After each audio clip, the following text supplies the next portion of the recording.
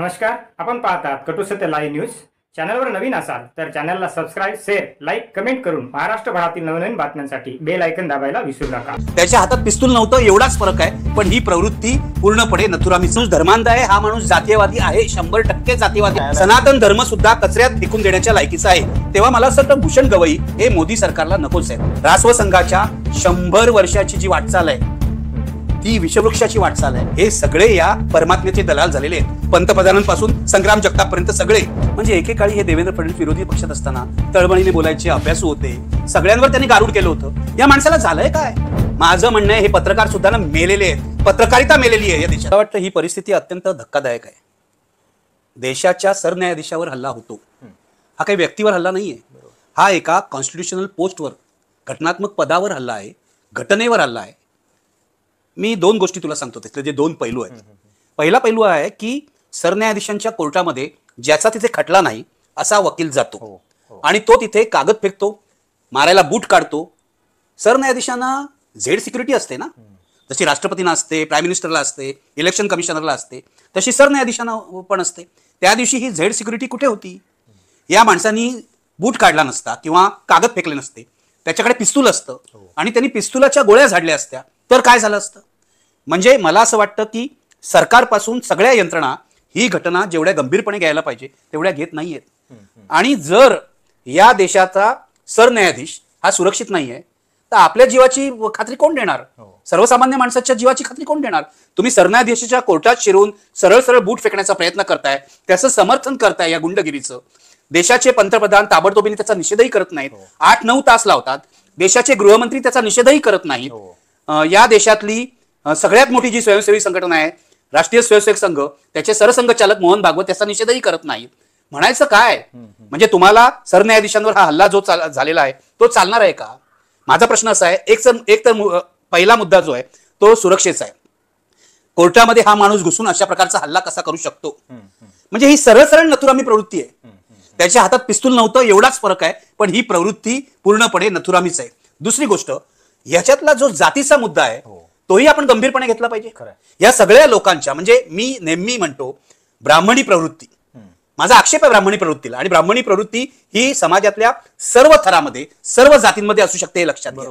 मी एका जातीबद्दल बोलत नाही. ही ब्राह्मणी प्रवृत्ती आहे जिला अगदी बाबासाहेब आंबेडकरांच्या काळापासून हे पटलेलं नाहीये की अशा प्रकारे घटनात्मक पदांवर एखादा दलित बसावा, एखादा आदिवासी बसावा, एखादा ओबीसी बसावा. ही सगळी ब्राह्मणांचीच मक्तेदारी असं यांना वाटतंय. यांनी हा हल्ला केलेला आहे. देशाचा सरन्यायाधीश दलित होतो हेच यांना पसलेलं नाहीये, यातून हा हल्ला झालेला आहे. आणि म्हणून हा माणूस धर्मांध आहे, हा माणूस जातीयवादी आहे, 100% जातीयवादी आहे. त्याने घोषणा पण सनातनच्या दिल्या नाही, ती तर घोषणा त्याने दिलीच, सनातन का अपमान नाही सहेगा हिंदुस्तान वगैरे. पण याची जर दुसऱ्या दिवशीची मुलाखत बघा, दुसऱ्या दिवशी हा हल्लेखोर जो तुरुंगात असायला हवा तो एनआय कडे जातो. एनआय कोणाची वृत्तसंस्था आहे? ही भाजप धार्जिणी वृत्तसंस्था आहे. ही मोदी सरकारची चमचेगिरी करणारी वृत्तसंस्था आहे. यांच्याकडे जातो आणि सविस्तर 17-18 मिनिटाचा इंटरव्ह्यू देतो. त्यामध्ये हा काय म्हणतो, आपल्याला आदल्या दिवशी काय कळलं होतं की राकेश रंजन नावाच्या एका माणसाने, राकेश किशोर नावाच्या एका माणसाने हल्ला केला. पण या माणसाचं नाव राकेश किशोर नाहीच आहे, या माणसाचं नाव राकेश तिवारी आहे. माझा मुद्दा असा आहे, हा माणूस काय सांगतोय की मी तिवारी नाहीच आहे, तो तिवारी नाव का लपवतोय? कारण आपण ब्राह्मण आहोत हे त्याला लपवायचं आहे, हे लक्षात घ्या. त्या प्रतिक्रियेमध्ये पण जाणून बुजून असं सांगत होता की मी दलित असू शकतो, मी दलित असू शकतो. अरे तू असू शकतो याला काय अर्थ आहे? गंमत आहे का? म्हणजे या देशामध्ये दलितांना जे काही सहन करावं लागलंय, इतके वर्ष छळणूक सहन करावी लागली आहे, तुम्ही म्हणता मीही दलित असू शकतो. एक तर तो स्वतःचं ब्राह्मण नाव लपवतोय, त्यानंतर हल्ला का केला तर तू जे प्रकरण बोललास विष्णूचं, आपण स्पष्टपणे बोलूया की हे विष्णूचं प्रकरण काय होतं. हे खजुराहो मंदिरातल्या एका विष्णूच्या मूर्तीविषयी होतं. बरोबर, 7 फुटांची ही विष्णूची मूर्ती जी आहे ती भग्नावस्थेत आहे, ती रिस्टोर करा म्हणून एक पिटिशन आला.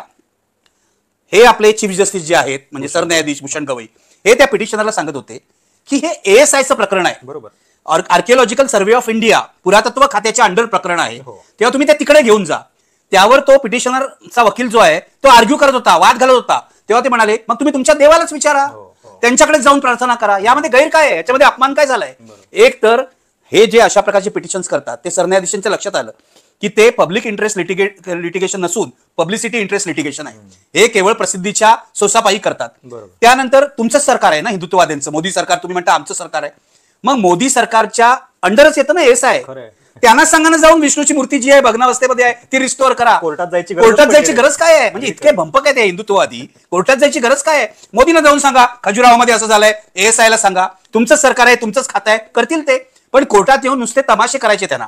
आणि हा जो राकेश तिवारी आहे किती बामणी मनोवृत्ती याची बघा. हा म्हणतो की भूषण गवई जे आहेत त्यांनी मुस्लिम हा शब्द नाही वापरला, एका विशिष्ट समाजाला फेवर करतात. बुलडोझर जो जस्टिस आहे जे आदित्यनाथ मुसलमानांच्या घरावर बुलडोझर चालवत आहेत त्याला त्यांनी मलेशियाला जाऊन विरोध केला, आंतरराष्ट्रीय परिषदेत विरोध केला.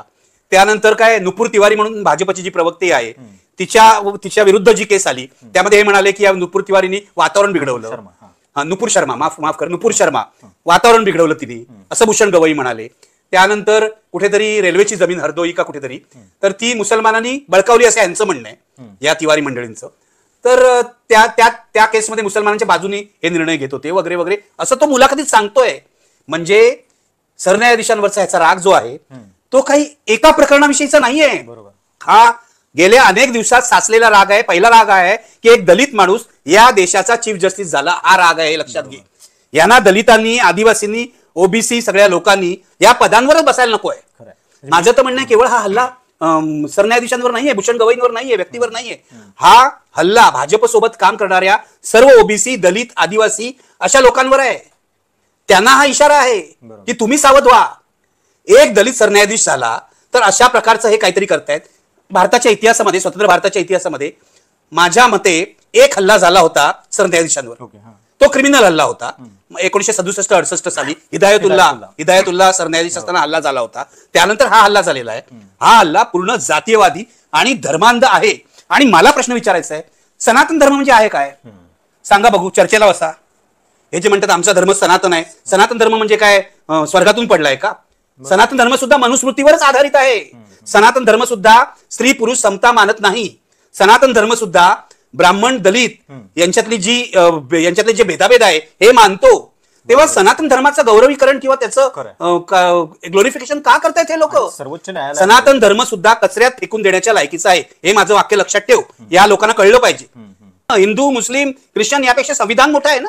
मग त्या संविधानिक पदावर जो माणूस बसलाय त्याचा तर मान ठेव. मी तुला सांगू का, माझं असं स्पष्ट मत आहे आणि मला हा संशय आहे की गवईंवरचा हल्ला हा उत्स्फूर्त नव्हता, हा पूर्वनियोजित होता. म्हणजे मोदी आणि अमित शहानी कट केला असं मला म्हणायचं नाहीये. पण जे सरदार पटेल महात्मा गांधींच्या खुनानंतर गोळवळकरांना सांगत होते पत्र लिहून की तुम्ही देशामध्ये जे विषारी वातावरण निर्माण केलं त्यामुळे महात्मा गांधींचा खून झाला. या सगळ्या मंडळींनी, स्वतःला सनातनी म्हणवणाऱ्या, स्वतःला हिंदुत्ववादी म्हणवणाऱ्या या सगळ्या मंडळींनी, संघ परिवाराने देशामध्ये जे अत्यंत विषारी वातावरण निर्माण केलेलं आहे त्याचा परिणाम म्हणून हा मुख्य न्यायाधीशांवर, सरन्यायाधीशांवर हल्ला झालेला आहे. आणि मी तुला सांगतो मी का म्हणतो हा पूर्वनियोजित कट आहे. याचं कारण विष्णूच्या प्रकरणातली जी केस आहे ही 16 सप्टेंबरला कोर्टामध्ये आली, बरोबर आहे. 16 सप्टेंबरला सरन्यायाधीशांनी कॉमेंट केली जी काय करायची ते मगाशी मी सांगितलं. त्यानंतर दुसऱ्या दिवशी सोशल मीडियावर त्यांच्या विरोधात मोठी मोहीम चालू करण्यात आली या सगळ्या राईट विंगर्स तर्फे. त्यावेळेला सरन्यायाधीशांनी खुलासाही केला मी कोणत्याही धर्माच्या विरुद्ध नाही. सॉलिसिटर जनरल त्यांना सर्टिफिकेट देत होते की 10 वर्षांपासून तुम्हाला ओळखतो वगैरे नाही. आणि ते तसे मवाळ आहेत, ते कोणत्या धर्माविरुद्ध बोलायला जातील अशी परिस्थिती नाही. खरं तर खूप धर्म इतके उपद्व्याप करतायत त्यांच्याविरुद्ध बोलायची गरज आहे या सगळ्या लोकांनी, पण ते बोलत नाहीत. डॉक्टर बाबासाहेब आंबेडकर असते तर नक्की बोलले असते. ते हिंदू धर्माविरुद्ध अतिशय परखडपणे बोललेले आहेत. आणि हिंदू राष्ट्र जर आलं या देशामध्ये तर काय वाटोळ होणार आहे हेही बोलले. पण मुद्दा आहे की 16 तारखेपासून 16 सप्टेंबर पासून ही मोहीम सुरू झाली. काय मोहीम होती? इम्पिच सीजेआय, #इम्पिच सीजेआय ही मोहीम सुरू झाली. याच्यामध्ये काही युट्यूबर्स, काही मोदींचे भक्त, काही ट्रोल्स हे सातत्याने या सरन्यायाधीशांविरुद्ध लिहित होते. आणि मोहीम किती दिवस चालली? 16 सप्टेंबर पासून हल्ला झाला 6 तारखेला. म्हणजे जवळजवळ 16 आणि 6 22 दिवस ही मोहीम सातत्याने चालवली गेली. हल्ला झाल्यानंतर सुद्धा काही लोकांनी तो हल्ला कसा योग्य आहे समर्थन केलं. भास्कर राव म्हणून बीजेपीचे नेते आहेत, माजी पोलीस अधिकारी आहेत कर्नाटकातले, बंगलोरमधले, त्यांनी समर्थन केलं. मला सांगा ना, म्हणजे भाजपचे नेते, भाजपचे प्रवक्ते समर्थन करतायत आणि जे आरोपी आहेत ते स्पष्ट दिसत आहेत. म्हणजे मी तर व्हिडिओ केला होता, तूही केलास मला वाटतं. अजित भारती नावाचा युट्यूबर आहे ज्याचे 7 लाख फॉलोअर आहे. हा सातत्याने सरन्यायाधीशांविरुद्ध लिहित होता. तो काय म्हणत होता की जे आज कोर्टामध्ये झालं, जो हल्ला झाला कोर्टामध्ये, तसाच हल्ला जर असं वागत राहिले तर रस्त्यावरही होऊ शकतो, रस्त्यावरही हल्ला होऊ शकतो. यांनी त्यानंतर टॉक शो केले आपल्या युट्यूब चॅनलवर. तिथे एक ऑफ इंडियाचा दुसरा एक माजी संपादक आला, कौशलेश राय नावाचा. तो तर आणखीनच बडबडायला लागला की कोणीतरी हिंदू वकील कोर्टामध्ये असेल तर त्यांनी सरन्यायाधीशांची मुंडी पकडली पाहिजे आणि भिंतीवर आपटून 2 तुकडे केले पाहिजे.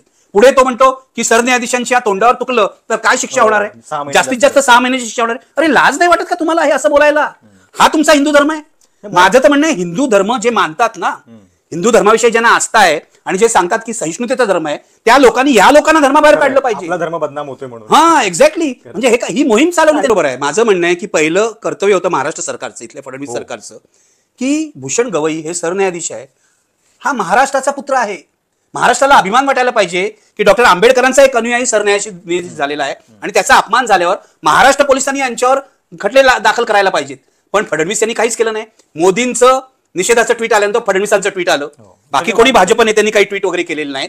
माझं म्हणणं आहे की भाजप नेत्यांना आनंदच झाला, कारण हे बुलडोजर जस्टिस विषयी बोलत होते, हे सिव्हिल राईट्सच्या व्हायोलेशन विषयी बोलत होते. तेव्हा मला असं वाटतं भूषण गवई हे मोदी सरकारला नकोच आहेत. आणि न्यायालयाची चूक जे म्हणालास तू, ती कुठे आहे मी तुला सांगतो. ती बाबरी मशिदीपासून सुरू झालेली आहे. बाबरी मशिदीच्या घुमटावर 1992 साली 6 डिसेंबरला चढून यांनी जो विध्वंस केला ते क्रिमिनल कृत्य आहे, गुन्हेगारी स्वरूपाचं कृत्य असं सुप्रीम कोर्ट म्हटलंय. पण त्या गुन्हेगारांना कधीच शिक्षा झाली नाही. अडवाणीला शिक्षा झाली नाही, उमा भारतीला शिक्षा झाली नाही, आणखीन मुरली मनोहर जोशीला शिक्षा झाली नाही. सगळे मोकाट आहेत. बाळासाहेब ठाकरेंना शिक्षा झाली नाही, सगळे मोकाट आहेत. मग अशा वेळेला या प्रवृत्तीच्या गुन्हेगारांची हिंमत वाढली तर नवल काय. काल ते बाबरी मशिदीच्या घुमटावर चढत होते, आज ते न्यायालयात आले आणि सरन्यायाधीशांवर हल्ला करण्याचा प्रयत्न केला. असा हा प्रवास आहे हे लक्षात घे. आणि जो अपप्रचार झाला तो तर यांची संस्कृतीच आहे संघाची. म्हणजे माझं तर असं म्हणणं आहे की संघाला आता 100 वर्ष होत आहे, शताब्दी होत आहेत, म्हणून मीडिया सगळं आरत्या ओवाळत आहे संघावर. संघाविषयीचे मोठमोठे लेख येत आहेत, ते तुम्ही छापा. पण एक काहीतरी क्रिटिकल अनालिसिस थांबा, एक क्रिटिकल अनालिसिस छापा. एकाही संपादकांनी क्रिटिकल अनालिसिस संघाचं या काळात केलेलं नाही. माझं तर म्हणणं आहे रासव संघाच्या 100 वर्षाची जी वाटचाल आहे ती विषवृक्षाची वाटचाल आहे. आणि त्या विषवृक्षाला आलेली ही फळं आहेत सगळी. सरन्यायाधीशांवरचा हल्ला त्याच फळातलं एक फळ आहे, लक्षात घ्या. कारण तुम्ही कधी बोलणारच नाही ना RSS विरुद्ध. मीडिया गप्प राहणार. बाबरी मशिदीच्या वेळेला सुद्धा मीडिया काही फारसं बोलला नाही. त्यानंतर सुप्रीम कोर्टाने जे जजमेंट दिलं या सगळ्या बाबरी मशीद आणि राम जन्मभूमीच्या प्रकरणात, ते जजमेंट सुद्धा कायद्याच्या कक्षेबाहेरच आहे, केवळ श्रद्धेचा विचार करून दिलेला आहे. हे आता चंद्रचूड सांगतायत.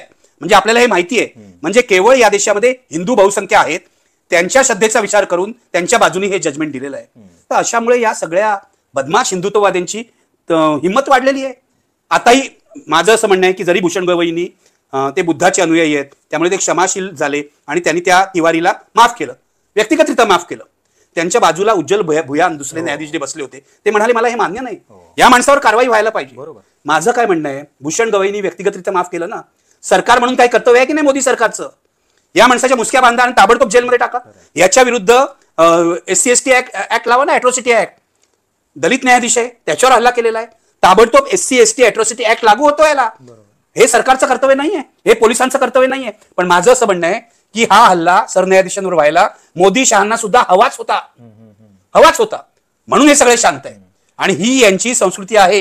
हे गेल्या 100 वर्षातल्या यांच्या उपद्व्यापांची परिणिती. म्हणजे भीमा कोरेगाव कशाला, मी भीमा कोरेगावचे सगळे केस पेपर वाचलेले आहेत. अत्यंत बोगस केस आहे. त्यात असं म्हणण्यात आलं होतं आधी की पंतप्रधानांच्या हत्येचा कट केला या लोकांनी. सुप्रीम कोर्टामध्ये न्यायमूर्ती चंद्रचूड यांनीच डिसेंट नोट दिली आणि त्याचा उल्लेखही केला नाही. आता त्या केसमध्ये पंतप्रधानांच्या हत्येचा कट वगैरे उल्लेखही होत नाही. यांना 5 वर्ष तुरुंगात ठेवलेलं आहे. तिथे उमर खलीद, शर्जिल इमाम वगैरे यांनाही 5-5 वर्ष तुरुंगात ठेवलेलं आहे. ह्या लोकांना तुरुंगात. सोनम वांगचुक विरुद्ध NSA लावलेला आहे. त्याची बायको शेवट हेबियस कॉर्पस करण्यासाठी सुप्रीम कोर्टात गेली. सुप्रीम कोर्ट कसं वागतं बघ. हेबियस कॉर्पसचा अर्ज आहे ना, तातडीने सुनावणी करायला नको. त्यांनी काय केलं, रुटीन मध्ये तो अर्ज घेतला, सरकारला नोटीस पाठवली, 8 दिवसांनी सुनावणी होणार, नंतर म्हणलं आणखीन 8 दिवसांनी होणार. हेबियस कॉर्पसचा अर्थच आहे की मुळात त्या माणसाला ताबडतोब तुम्ही कोर्टासमोर हजर करा. हेबियस कॉर्पस हा लॅटिन शब्द आहे, याचा अर्थच असा आहे त्या माणसाला ताबडतोब कोर्टासमोर हजर करा. पोलिसांना, सरकारला सांगायला पाहिजे जजनी की ताबडतोब हजर करा. म्हणजे एका बाजूला या राकेश तिवारीला मोकळं सोडतायत, दुसऱ्या बाजूला सोनम वांगचुक सारखा पर्यावरणवादी कार्यकर्ता जेलमध्ये जातोय. काय चाललंय या देशामध्ये? मला इथल्या मध्यमवर्गीयांना, सुशिक्षितांना विचारायचं आहे, कधी जागा होणार आहे तुमचा विवेक? मेलाय का तो विवेक? मेलाय का? काही चाललंय आजूबाजूला, लोक गप्प बसतायत, लोकांना काही बोलावं असं वाटत नाही. आज सरन्यायाधीशांवर हल्ला झालाय, उद्या तुमच्या घरात घुसून तुम्हाला मारतील. मी स्पष्ट सांगतो तुझं. बघ आता हा जो मोर्चा तू म्हणालास, सकल हिंदू मोर्चाचा कसला मोर्चा? जनजागरण काय? हिंदू जन आक्रोश हिंदू जन आक्रोश मोर्चा, असे अनेक मोर्चे त्यांनी शेतकरी आता आक्रोश मोर्चा नाहीये. हा, म्हणजे आता शेतकरी बुडाला, शेतकऱ्याचं घर उद्ध्वस्त झालं, शेतकऱ्याची पोरं अजून शाळेत जात नाहीत, दिवाळी कशी जाणार हा प्रश्न आहे. हे मोर्चा काढतायत जन आक्रोश मोर्चा, सकल हिंदू समाज. या सकल हिंदू समाजाला असं वाटत नाही का शेतकरी सुद्धा हिंदू आहे, तो हिंदू समाजाचा भाग आहे, त्याला आधी मदत करायला पाहिजे. हे सगळे मवाली लोक, म्हणजे मी स्पष्टच बोलतो, हे कशाला स्वतःला हिंदू म्हणून घेतात? संग्राम जगताप आहेच कोण? मी गेलोय नगरला, संग्राम जगतापच्या विरुद्ध सभा घेतलेली आहे, मला पोलिसांनी नोटीस दिली होती. संग्राम जगताप हा एक नंबरचा अट्टल गुंड आहे. हा शरद पवारांचा आमदार होता, आता अजित पवार बरोबर आहे.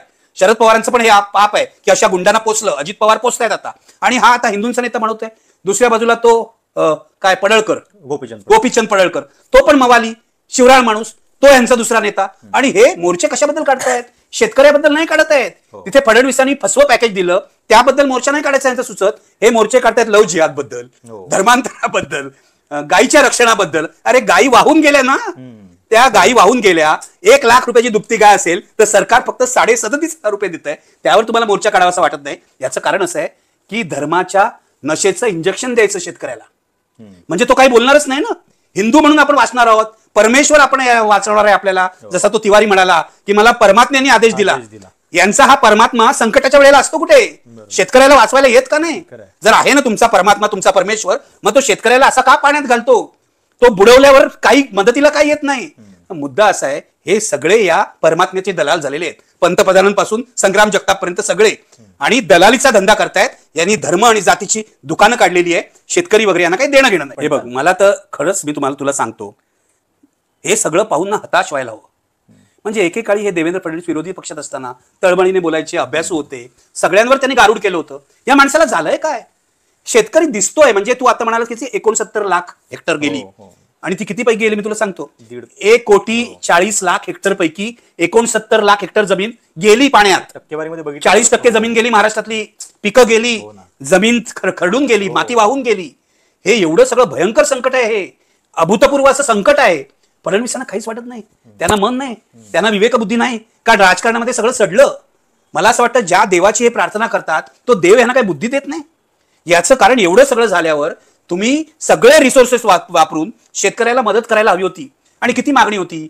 आमचं हेक्टरला 50,000 रुपये प्रोडक्शन आहे, प्रोडक्शन व्हॅल्यू 50,000 रुपये, साधारण 58,000 रुपये सोयाबीन, 60,000 रुपये कापूस, असं अजित नवले सांगतात. त्यामुळे 50,000 रुपये पंजाब सरकार प्रमाणे द्या. पंजाब सरकार जर देऊ शकतं 50,000 रुपये हेक्टर शेतकऱ्याला, तर फडणवीस देऊ शकत नाही. याचं कारण मी सांगतो का देऊ शकत नाही.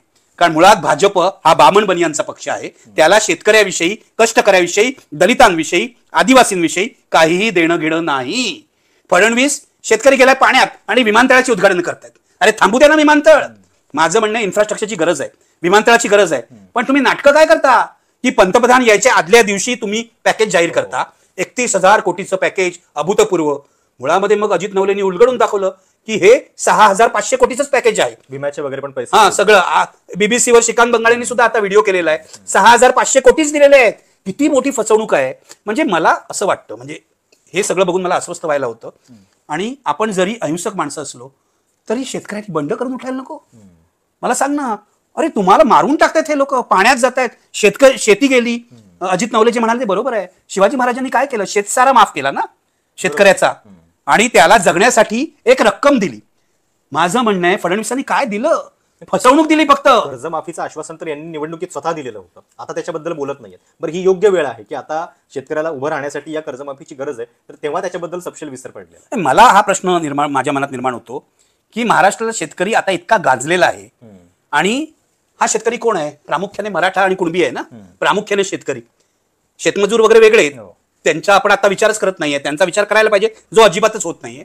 पण माझं म्हणणं आहे, जर जरांगेच्या मोर्चामध्ये एवढ्या मोठ्या प्रमाणावर मराठा तरुण येतो, तर शेतकऱ्याला वाचवायला का नाही येत? आता उतरा की रस्त्यावर, रोखून धरा मंत्र्यांच्या गाड्या. काँग्रेसचे प्रदेशाध्यक्ष परवा म्हणाले, हर्षवर्धन सपकाळ, मी कुठेतरी वाचलं की आम्ही मंत्र्यांच्या गाड्या रोखू. अरे रोखा, बोलताय काय? रस्त्यावर उतरा, फडणवीसची गाडी रोखा. अजित पवार आणि एकनाथ शिंदेला कुठे जाऊ देऊ नका. बंद करून टाका महाराष्ट्र. दिवाळीत महाराष्ट्रात एक काम करा, कुणाच्याही घरामध्ये दिवा पेटणार नाही असा निषेध करा. जोपर्यंत मदत मिळत नाही शेतकऱ्याला, ह्यांना विकून मदत दिली तरी चालेल. मला, मी तुला खरंच सांगतो, इतका संताप येतो ही फसवणूक बघून. 31,000 कोटीच्या ऐवजी 6,500 कोटी देता तुम्ही. आणि लोकांना सांगता अभूतपूर्व पॅकेज आहे. अरे तुमच्यावर 420 खाली गुन्हा दाखल केला पाहिजे यांच्यावर फसवणुकीचा, की हे फसवणूक करतायत. आणि मला माझ्यामध्ये काही प्रॉब्लेम आहे का, तुला असं वाटतं का? मला इतका राग येतो तसा आहे ना, का येत नाही? प्रश्न का पडत नाही? मला खूप राग येतो. अरे तो शेतकरी तो आपलं सगळं त्याच्यामध्ये टाकतो, वर्षाकाठी पीक घेतो, नंतर आपल्याला सगळं मिळतं, पीक जे येतं उगवून धान्य वेगळं, ते नसेल तर आपण नाही जगू शकणार. शहरं कोलॅप्स होतील. जर सगळी शेतीची व्यवस्था कोसळली ना तर शहरही मरून जातील. आपल्याला जर असं वाटत असेल नाही शेती मेली तरी शहरं टिकतील, असं नाही होणार आहे, लक्षात घ्या. आणि हे सगळं पाहिल्यावर तो शेतकरी, म्हणजे आपण पाहिले ना व्हिडिओ सगळे, की त्या शेतकऱ्यांच्या बायका तळतळाट करतायत, मुलं कशी बसलेली आहेत. आणि मग हे जे पत्रकार आहेत, मी बघितलं 1-2 पत्रकार पाण्यात वगैरे उतरले. हे काय शोभाजी आहे? तुम्हाला शेतकऱ्याला न्याय द्यायचा आहे ना, बोंबला ना. बरोबर. फडणवीस कसा फसवतो हे सांगा ना. ते तुम्ही सांगणार नाही, कारण तुमचं अंबानीचं चॅनल आहे, तुमच्यावर दबाव येईल. सांगा ना फडणवीस कसा फसवतोय. मग तुम्हाला पाकिटं मिळणार नाहीत फडणवीस करून दिवाळीला. दर दिवाळीला वाटतात ना फडणवीस पाकिटं, ती मिळणार आहेत पत्रकारांना. माझं म्हणणं आहे हे पत्रकार सुद्धा ना मेलेले आहेत, पत्रकारिता मेलेली आहे या देशातली. सांगतो म्हणजे माफ कर मला, की तुम्ही पीक विम्याचे पैसे सुद्धा ह्याच्यात पकडता. पीक विम्याचा हप्ता शेतकरीच देतो ना, ते पैसे सुद्धा या पॅकेजमध्ये पकडता. म्हणजे किती फसवणूक आहे, इतके लबाड लोक आहेत. मी तुला सांगतो हे असंच चाललं ना तर या देशामध्ये सुद्धा नेपाळ सारखं होणार किंवा बांगलादेश सारखं होणार. हे लिहून घ्या माझ्याकडनं. मला नेहमी बीजेपीचे लोक धमकी देतात की तुम्हाला पेटवायचं आहे. मला नाही पेटवायचं आहे, तुमच्या कर्माने पेटणार आहे सगळं. एका बीजेपीच्या आमदाराला मारला ना मध्यंतरी, मग हे पेटणारच आहे असं. कारण तुम्ही जर शेतकऱ्याला उपाशी ठेवलात तर त्याच्या उपाशी पोटातला राग एक दिवस तुमच्या विरुद्ध बंड करून उठणार आहे. हे तुम्ही लक्षातच घ्या. हे यांना कळत नाहीये. यांना वाटतं आपण निवडणुका जिंकतो. मला सांग, बिहारमध्ये 10,000 हजार रुपये दिले प्रत्येक महिलेला, बरोबर आहे? 75 लाख महिलांना देत आहेत, म्हणजे किती हजार कोटी दिले बघ. कारण बिहारमध्ये निवडणूक आहे. पण अमित शहा आणि मोदी महाराष्ट्राला देत नाही आहेत, याचं कारण महाराष्ट्रात निवडणूक नाही आहे.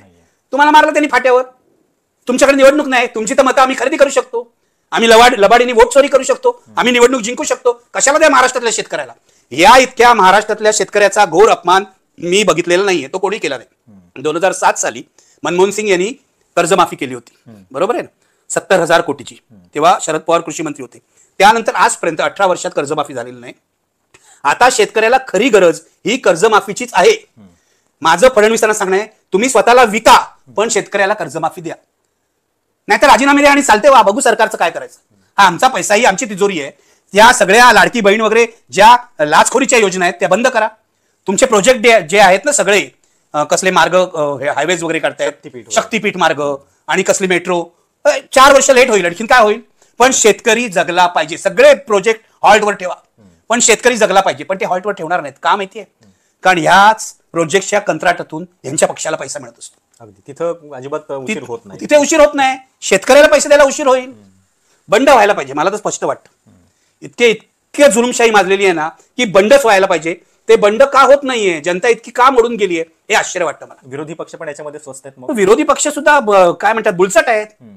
उद्धव ठाकरे भाषण करतात, त्यांना वाटतं नुसतं भाषण करणं म्हणजे काय, बाळासाहेब ठाकरे होतो का आपण?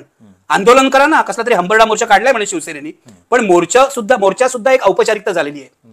मला सांगता जेल बरं करा ना. उद्धव ठाकरेंनी आमरण उपोषण करावं, घ्यावं बाजूला शरद पवारांना आणि तिसरे कोणी असतील त्यांच्या आघाडीतले, त्यांना करा आमरण उपोषणाला. जोपर्यंत महाराष्ट्रातल्या शेतकऱ्याला कर्जमाफी मिळत नाही तोपर्यंत आम्ही आमरण उपोषण करतो. करणार आहेत का? स्वतःचा जीव पणाला लावणारे विरोधी पक्ष पाहिजेत. हे कसले? हे सगळे दलाली करणारे, हप्ते घेणारे आणि बाहेर विरोधाची भाषा करायची आणि अँटी चेंबरमध्ये जाऊन या सरकारशी संगनमत करायचं, असा अर्धा विरोधी पक्ष आहे. कसा शेतकऱ्यांनी तरी विश्वास ठेवायचा? आणि काहीतरी नाटकं करतात, आम्ही शेतकऱ्याच्या बांधावर गेलो वगैरे. काही नाही, बांधावर वगैरे जाऊ नका, काही गरज नाही. शेतकऱ्याला कर्जमाफी मिळवून द्या, त्यासाठी तुम्ही मेलात तरी हरकत नाही. नाही, तू जे म्हणालास ना की द्वेष पसरवतायत, हीच यांची नीती आहे. आणि मी जे सांगतोय सतत राष्ट्रीय स्वयंसेवक संघाविषयी, राष्ट्रीय स्वयंसेवक संघाच्या 100 वर्षाच्या इतिहासात 1925 ते 2025 यांनी प्रामुख्याने द्वेष पसरवण्याचं काम केलेलं आहे. त्यासाठी कुजबूज मोहीम वापरलेली आहे. स्वातंत्र्यपूर्व काळात कोणाविषयी द्वेष पसरवला? महात्मा गांधींविषयी. त्या द्वेषातून गांधींवर 4 हल्ले झाले. त्यातल्या काही हल्ल्यामध्ये नथुरामच सामील होता. फायनली नथुरामनी त्यांना गोळी मारली आणि नथुरामनी महात्मा गांधींना गोळी मारल्यावर त्या महात्मा गांधींच्या खुनाला हे लोक वध म्हणत होते. वध हा शब्द इतका आक्षेपार्ह आहे. रावण वध असं म्हणतात, खरं म्हणजे रावणाचा सुद्धा वध नाही, कारण रावणाला दक्षिणेकडे पुजतात. म्हणजे खलनायकाचा वध होतो. तर महात्मा गांधींचा वध झालाय असं गेले अनेक वर्ष हे लोक बोलत होते, हे RSS वाले. महात्मा गांधी जिवंत असताना गांधीजींची किती बदनामी केली, कशावरूनही बदनामी केली. गांधीजी त्या आपल्या नातींना बरोबर घेऊन जायचे, त्याच्यावरून बदनामी केली. गांधीजी पाकिस्तानचे एजंट आहेत म्हणून बदनामी केली. 55 किती लाख रुपये पाकिस्तानला दिले म्हणून उपोषण केलं. दादांत खोटं सातत्याने गांधीजींची बदनामी केली. मी जे म्हणतो ना कुजबुज मोहीम, हे लोक समोर येऊन बोलत नाहीत. मोहन भागवत नाही म्हणणार. मोहन भागवत म्हणणार गांधीजी प्रातस्मरणीय आहे वगैरे. आपल्या मराठी हिंदीमध्ये ते अस्खलित असं बोलतात, गांधीजी प्रातस्मरणीय आहे, बाबासाहेब भी प्रातस्मरणीय आहे. अरे अगर बाबासाहेब और गांधीजी प्रातस्मरणीय आहे तो हेडगेवार कहाँ है? माझा हा प्रश्न आहे कायम. हेडगेवार हे नाझीवादी नेते होते. हिटलर आणि मुसोलिनी त्यांचे आदर्श होते. त्यांना हिंदू समाजाचं मिलिटरायझेशन करायचं होतं. तर मग तुम्हाला जर गांधी आंबेडकर हवा असेल तर ते सगळं सोडून द्यावं लागेल. ते तुम्ही सोडलेलं नाहीये. पण ही कुजबुज मोहीम मी सांगतोय काय, तर गांधींविरुद्ध कुजबुज मोहीम, नेहरूंविरुद्ध कुजबुज मोहीम, मग इंदिरा गांधींविरुद्ध कुजबुज मोहीम, मग काही काळ राजीव गांधींविरुद्ध कुजबुज मोहीम, मग राहुल गांधींविरुद्ध कुजबुज मोहीम एका बाजूला. दुसऱ्या बाजूला दाभोळकरांविरुद्ध कुजबुज मोहीम, पानसरेंविरुद्ध कुजबुज मोहीम, गौरी लंकेश विरुद्ध कुजबुज मोहीम. आणि ही कुजबुज मोहीम इतकी वाढवत न्यायची. आता जशी भूषण गवईंविरुद्ध कुजबुज मोहीम आम्ही केली आणि इम्पीच CGI असा हॅशटॅग चालवला आणि ही मोहीम केली, तशी ही मोहीम तापवत न्यायची. मग एखाद्याच्या मनामध्ये इतकं विष निर्माण होतं की त्याचा नथुराम होतो. हे सगळे नामानिराळे. हे काय म्हणणार, नथुराम आमचा मेंबर नाही, राकेश तिवारी आमचा मेंबर नाही, संबंध नाही आमचा काय. अरे विष तुम्ही वल्लभभाई पटेलांनी बरोबर ओळखलं होतं. विष तुम्हीच निर्माण केलेलं आहे ना. आज जे बीडला जाऊन मोर्चा काढणार आहे संग्राम जगताप, पडळकर वगैरे, हे विष तुम्हीच निर्माण केलेलं आहे. आणि मी तुला सांगतो, केवळ तो मोर्चा नाही, महाराष्ट्रात असे असंख्य मोर्चे निघाले. तो नितेश राणे फिरतोच आहे, ती द्वेषाची मशाल घेऊन सगळीकडे पेटवापेटवी करत. राहुरीमध्ये मला काल अश्विनी सातव पत्रकार आहे, तिचा फोन आला होता. राहुरीमधल्या गावामध्ये मुसलमानांवर अनेक दिवस बहिष्कार टाकलेला आहे. पश्चिम महाराष्ट्रातल्या अनेक गावांमध्ये मुसलमानांवर बहिष्कार टाकलेला आहे. आणि आता पुन्हा या दिवाळीला संग्राम जगतापनी आवाहन केलेलं आहे की फक्त हिंदू दुकानदारांकडून विकत घ्या. अरे काय चाललंय काय? हिंदू दुकानदार, ह्या संग्राम जगतापला आधी जेलमध्ये टाकला पाहिजे. फक्त हिंदू दुकानदारांकडून विकत घ्या, हे काय आहे? म्हणजे आपल्या अनेक कामामध्ये, कपड्याच्या कामापासून ते अनेक दागिन्यांच्या कामापर्यंत मुस्लिम कलावंत सामील असतात. मुसलमान, ख्रिश्चन हा या देशाचा अविभाज्य घटक आहे. हा भारत देश जो आहे तो विविधतेत एकता, हेच आमचं बळ आहे, हे लक्षात घ्या. यांनाही नको आहे, यांना हिंदू राष्ट्र करायचंय. म्हणजे काय करायचंय? भारताचा हिंदू पाकिस्तान करायचा आहे, हे लक्षात घ्या. तर ही जी कुजबुज मोहीम आहे तीच त्यांनी चालवली, जी गांधीजींपासून आंबेडकरांना किती बदनाम केलं. आंबेडकरांचे पुतळे जाळले हिंदू कोड बिलच्या वेळेला. आणि खोटं लिहितात. मी सतत वाचतोय, स्वातंत्र्य संग्रामामध्ये संघाचा सहभाग होता असं मोदी म्हणाले. परवा एक पत्रकार सुद्धा, आपला मराठी पत्रकार सांगतो, अटल बिहारी वाजपेयी सुद्धा तुरुंगात गेले होते. कुठे गेले होते? अटल बिहारी वाजपेयी RSSचे स्वयंसेवक म्हणून तुरुंगात गेले होते का? हेडगेवार संघाचे प्रमुख म्हणून तुरुंगात गेले होते का? संघ ऑफिशियली स्वातंत्र्य लढ्यात सामील होतात का? नाही. ही माणसं खोटं बोलतात. तुम्ही म्हणा ना, हिंमत पाहिजे ना, की नाही आम्ही सामील नव्हतो, आम्ही फक्त गांधींच्या खुनामध्ये सामील होतो, वातावरण निर्मितीला किंवा गोळी मारायला, काहीतरी करायला. पण ही माणसं खोटं बोलतात, दादांत खोटं. ही माणसं डरपोक आहेत. दुसरं डरपोक आहेत. याचं कारण, जेव्हा त्यांच्यावर बंदी घातली वल्लभभाई पटेलनी, ज्या वल्लभभाईंचा पुतळा आज उभारतायत ना, त्यांनीच बंदी घातली होती, ती नेहरूंनी उठवली. कारण नेहरू मुळामध्ये, गांधी असतील नेहरू असतील, उदारमतवादी होते, सौजन्य मूर्ती होते. नाही तर कधी उठवलीच नसती. त्या गोळवळकरांना कायमचं जेलमध्ये ठेवलं असतं. पण नेहरूंच्या या उदारमतवादाचा यांनी गैरफायदा घेतलेला आहे. तेव्हा सुद्धा यांनी लिहून दिलं, आम्ही राजकीय संघटना म्हणून काम करणार नाही, सांस्कृतिक संघटना म्हणून काम करू. आणीबाणी सुद्धा तेच झालं. तुरुंगात गेले हे लोक. पण हेडगेवारांनी 3-3 पत्र इंदिरा गांधींना लिहिली की आम्ही तुमच्या 20 कलमी कार्यक्रमाचा प्रचार करू वगैरे वगैरे. अनेक संघ स्वयंसेवक, संघ कार्यकर्ते, संघाचे नेते हे माफी मागून बाहेर आले. डरपोक, एक नंबरचे डरपोक. यांना बळ मिळालं त्या बाबरी मशीद आणि राम जन्मभूमी सगळ्या आंदोलनामुळे, हे लक्षात घ्या. आणि त्यामध्ये अनेक चुका आहेत विरोधकांच्या. पण डॉक्टर राम मनोहर लोहियांची चूक आहे, जेपींची चूक आहे, यांना लेजिटिमेसी दिली. राजीव गांधींची चूक आहे की त्या दारं उघडली मंदिराची, ते कुलूप तोडलं वगैरे वगैरे. तेव्हा बहुसंख्य हिंदूंचं मन राखण्यासाठी या चुका ज्या केल्या काँग्रेसने, त्याची फळं आपण आता भोगतो. 1985 पासून 2025, 25 आणि 15, 40 वर्ष मी हे बघतोय. हे विष पसरवण्याचं काम चाललेलं आहे. आधी कसं होतं मी तुला सांगतो. 1965 युद्ध, भारत पाकिस्तान वॉर. माझं वय किती होतं त्यावेळेला? 6 वर्ष, फक्त 6 वर्ष. त्यावेळेला दिलीप कुमार सारखा नट हा पाकिस्तानी गुप्तहेर आहे अशी अफवा या लोकांनी पसरवली होती बघ. आणि 6 वर्षाच्या मुलाला हे कळत होतं, त्याच्या कानावर येत होतं. मी गिरगावात राहत होतो, हिंदू बहुल एरियातच राहत होतो. ते कानावर. पण हे RSS वाले हे उपद्व्याप करत होते. म्हणजे मुसलमानांविरुद्ध सतत विष पेरायचं, मुसलमानांचं शिरकाण करायचं, मुसलमानांचा मताधिकार शक्य झाला तर रद्द करायचा, ही गोळवळकरांचं स्वप्न होतं. त्यांनी लाल बहादूर शास्त्रींना जाऊन सांगितलं होतं. शास्त्रीजींनी काय ऐकलं नाही, ते चांगलंच केलं. पण हे यांचं स्वप्न आहे की मुसलमान हे सेकंड सिटीजन म्हणून राहिले पाहिजे, दुय्यम दर्जाचे नागरिक म्हणून राहिले पाहिजेत. दलित हे दुय्यम दर्जाचे नागरिक म्हणून राहिले पाहिजेत. ओबीसी हे दुय्यम दर्जे. मंडल आयोगाला विरोध कोणी केला होता? ह्यांनीच केला होता ना. दिल्लीमध्ये आत्मधन एबीव्हीपीच्याच मुलांनी केलं होतं ना. नंतर आले हे मंडल आयोगाला पाठिंबा द्यायला, जेव्हा राजकीय फायदे असले. माझं म्हणणं आहे ही अत्यंत संधी साधू संघटना आहे, खोटारडी संघटना आहे, दांभिक संघटना आहे आणि या संघटनेने जे विष निर्माण केलं त्यातूनच हा सरन्यायाधीशांवर हल्ला झालेला आहे. बरोबर. म्हणजे आता माध्यमं जी आहेत ना ती या संघाला काय म्हणतात उदात्तीकरण करतात, ग्लोरिफिकेशन संघाचं करतात. संघाची शिस्त कशी चांगली, शिस्त हिटलरच्या सैन्यात सुद्धा होती, शिस्त मुसलमानीच्या पक्षात सुद्धा होती. ती तुम्हाला हवी आहे का? शिस्त पाकिस्तानी लष्करात सुद्धा शिस्त आहे, ती तुम्हाला हवी आहे का? हा खरा प्रश्न आहे. आपण मीडिया म्हणून जे करायला पाहिजे ना हा देश वाचवायला, मी तुला एक गोष्ट सांगतो. 4 लोकशाहीचे स्तंभ आहेत, बरोबर आहे? न्याय व्यवस्था, एक पहिलं सरकार, स्टेट, त्यानंतर न्याय व्यवस्था, लेजिस्लेचर आणि मीडिया. बरोबर. तर मीडिया नावाचा जो स्तंभ आहे आपला, आपण हे आपलं काम करत नाही आहोत. लोकशाही वाचवण्याचा कोणताही प्रयत्न करत नाही आहोत. आता सरन्यायाधीशांवर हल्ला झाला. मी तुला सांगतो ही माणसं उद्या त्यांच्या विरोधी मताचा पंतप्रधान झाला किंवा राष्ट्रपती झाला तर त्यावरही हल्ला करतील. हे ऐकून घे तू. उद्या हे जाऊन लष्कर प्रमुखावर हल्ला करायलाही कमी करणार नाही. हे काहीही करू शकतात. अशी हिंमत वाढत गेली तर काय? अशी हिंमत वाढली म्हणजे ते बाबरी मशिदीपासूनच वाढलेली आहे ना. खरं. तिथे घुमटावर चढले, आता न्यायालयात गेले, उद्या हे घराघरात घुसतील. काय होतंय बघ आता, तो कोण एक सिनेमा लागलाय मनाचे श्लोक नावाचा, त्या नावाला हे हिंदुत्ववादी विरोध करतायत थिएटरमध्ये जाऊन. मला तुला विचारायचं आहे की मला हा सिनेमा बघायचा आहे, ते त्या प्रोड्युसरला सांगतात नाही नाही तुम्ही आता नाव बदला, अमुक करा. अरे सेन्सॉर बोर्ड आहे ना, सेन्सॉर बोर्डाने त्यांना सेन्सॉर सर्टिफिकेट दिलं आहे. तुम्ही नंतर येऊन तुमच्या मोदींना सांगा ना की मनाचे श्लोक हे नाव सेन्सॉर बोर्डाला बदलायला सांगा. तुमच्या मोदींचं सेन्सॉर बोर्ड आहे ना, त्यांनीच दिलंय सर्टिफिकेट. मग आता मनाचे श्लोक हे नाव कशाला बदलायला सांगताय तुम्ही? तर आणि तिथे जाऊन दादा एक 5 टाळकी असतात हिंदुत्ववादी. मला कधी कधी वाटतं ना की आपली अहिंसा फारच जास्त होती. गुंडाला अहिंसा नाही चालत यार, इथे गांधीजींचा जमाना नाही आता. आज आमचा सरन्यायाधीश सुरक्षित नाही हे लक्षात घ्या.